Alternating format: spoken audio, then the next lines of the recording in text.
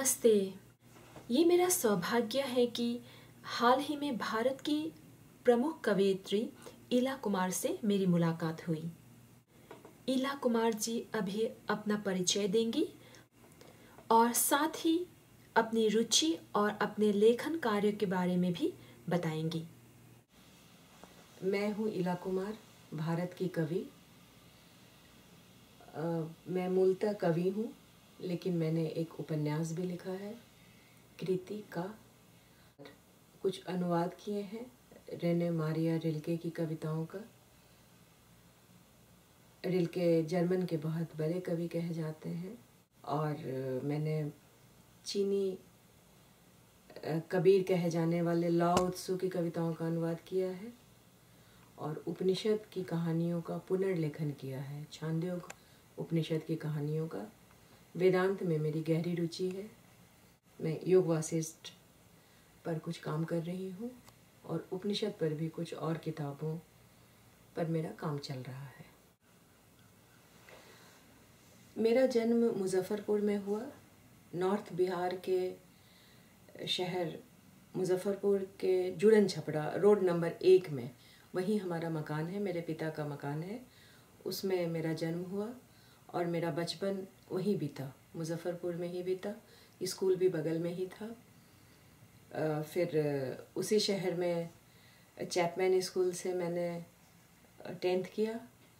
उसके बाद MDDM से मैंने ISC की। फिर LS कॉलेज से मैंने फिज़िक्स में BSc ऑनर्स और MSc किया। उसके पहले ही, MSc करने के पहले ही मेरी शादी हो गई। फिर पति के रेलवे में रहने के कारण मैं पूरे भारत में जहाँ भी उनकी पोस्टिंग होती वहाँ मैं चली जाती। उस बीच में मैंने B.Ed किया।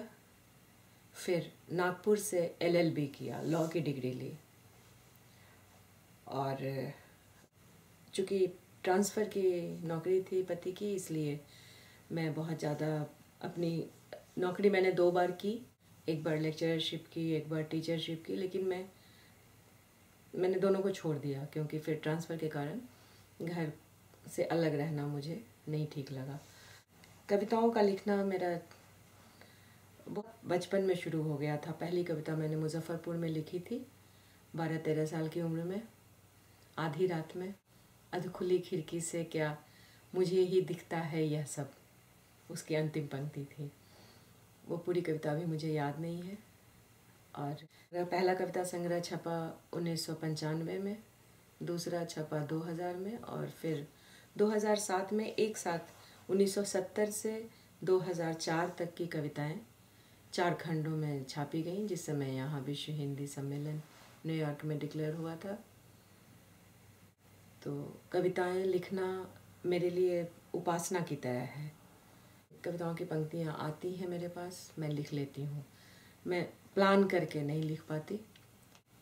कहानियाँ भी लिखती हूँ, कहानी संग्रह भी कहानियाँ कई प्रकाशित हुई हैं, लेकिन कहानी संग्रह अभी तक प्रकाशित नहीं हुआ है। वो शायद कभी आगे प्रकाशित होगा। मैंने सुना है कि आप अमेरिका में बहुत बार आ चुकी हैं। अब तक आपका अमेरिका का सफ़र कैसा रहा है? अमेरिका के वातावरण में आप कैसा महसूस करती हैं? अमेरिका में आके हमेशा मैं तीसरी बार आई हूँ। तीनों बार मैं कह सकती हूँ कि मुझे अच्छा लगा है। हर बार अच्छा लगा है क्योंकि यहाँ जो लैंडस्केप है, जो साफ़ सुथरापन है, जो सुविधाएं हैं, उनकी कल्पना हम भारत में नहीं कर सकते। और यहाँ मेरी लड़की रहती है, इसलिए मन भी मेरा भरता है यहाँ आके उसके साथ रहे। मुझे बहुत अच्छा लगता है। और अमेरिका का जो डिसिप्लिन है, एक तरफ यहाँ लोग चर्च की तरफ से इन लोगों को अच्छी बातें सिखाई जाती हैं बचपन से ही। दूसरी तरफ यहाँ की पुलिस इतनी कड़ी है कि वो एक भी गलती आपकी माफ़ नहीं करेगी, आपको टिकट दे देती है। आप कोई भी गलती कीजिए, आपको लेकर जेल में बंद कर देती है। तो इस कारण ये समाज बहुत कायदे से, डिसिप्लिन ढंग से आगे बढ़ता है। ना तो कोई गलती करता है और न ही बुरी बातों को जल्दी अपनाता है। अच्छे बुरे लोग हर जगह होते हैं, लेकिन अपने समाज पर अमेरिका के लोगों की बड़ी नज़र रहती है। जैसे अपने बच्चे को लोग ढंग से बड़ा करते हैं, वैसे अमेरिका अपने समाज को ढंग से बड़ा करता है, और जो लोग मेहनत करते हैं उनको खूब पैसे मिलते हैं, यह भी बड़ी बात है। और ये तीनों चीज़ें हमारे भारत से गायब हैं। गायब हैं ये तो नहीं कहूँगी, लेकिन बड़ी तेज़ी से गायब हो रहे हैं। अब ये लंबी बहस का विषय है, इसलिए इस पर तो अभी नहीं बात करूँगी। लेकिन अमेरिका बहुत लुभाता है, चाहे आप सड़क से जाइए, चाहे ट्रेन से जाइए, साफ़ सुथरे जंगल, साफ अच्छे मकानों के अंदर आइए, हर जगह व्यवस्था।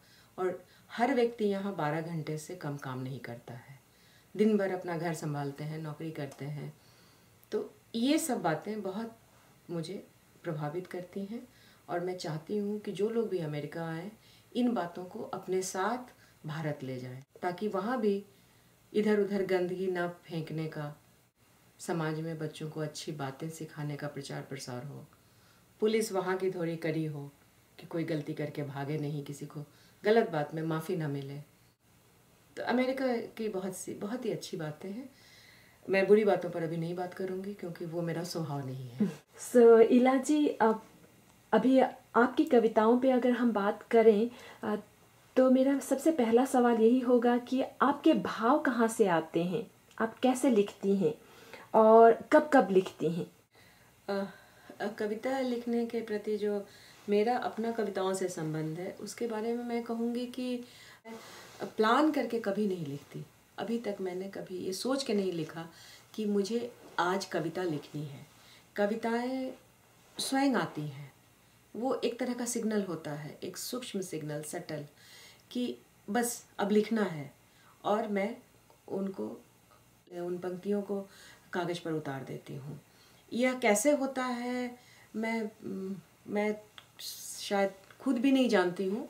आधी रात में उठ के कभी लिखा है कविता, कभी बिल्कुल ट्रेन चल रही है तेज, उस समय न्यूज़पेपर के ऊपर कविता लिखी है, कभी होटल में बैठ के नैपकिन के ऊपर कविता लिखी है।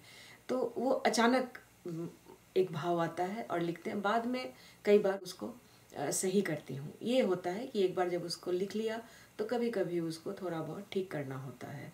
लेकिन कविताएं अचानक आती हैं, वो स्वयं आती हैं।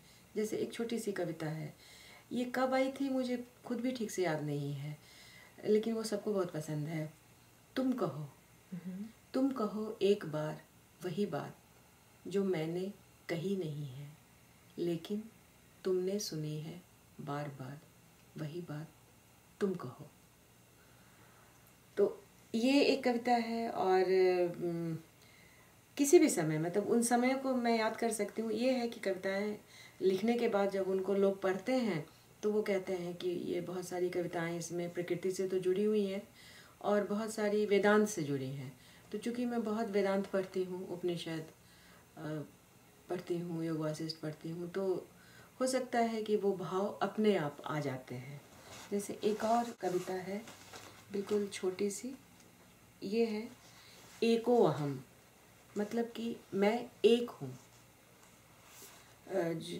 इसकी ये है एको अहम, शून्य के पार कोई नहीं है, न सूरज न चंद्रमा, नक्षत्र और पृथ्वी भी नहीं। हवा भी अपने सभी देवत्व को समेटकर सिकुड़ी हुई मैं या तुम है। व्यवस्थित होने दो मुझे अपनी निजता के साथ, जो सिर्फ एक मिरेज है, निरपेक्ष। तो ये कविता, मैं अगर इसको देखती हूँ तो मुझे लगता है ये कविता आई होगी एको हम द्वितीय नास्ति, ये मैंने कई बार पढ़ा होगा। और तो ऐसे ही कविताएं जो आती हैं उनको मैं लिख लेती हूँ। मैं प्लान करके नहीं लिख सकती, और प्लान करके मुझे लिखना पसंद भी नहीं है। ये है सागर की छुअन। तट तुम्हारे सुनहरे चमकीले विशाल, बालुका के नरम टीले धसक जाते हैं, तुम्हारी एक छुअन से बिखर बिखर जाते हैं। जब लहरें आती हैं तो सामने में जो बालू होता है, सैंड, वो सैंड बिल्कुल से बिखर जाता है। कितने भी बच्चे बड़ा बड़ा घर बनाते हैं समुद्र किनारे, तो जो समुद्र की एक लहर आती है तो सबको गिरा देती है। तो वही है, तुम्हारी एक छुअन से बिखर बिखर जाते हैं। तट तुम्हारे सुनहरे चमकीले विशाल, बालुका के नरम टीले धसक जाते हैं, तुम्हारी एक छुअन से बिखर बिखर जाते हैं। आते हो तुम समुद्र।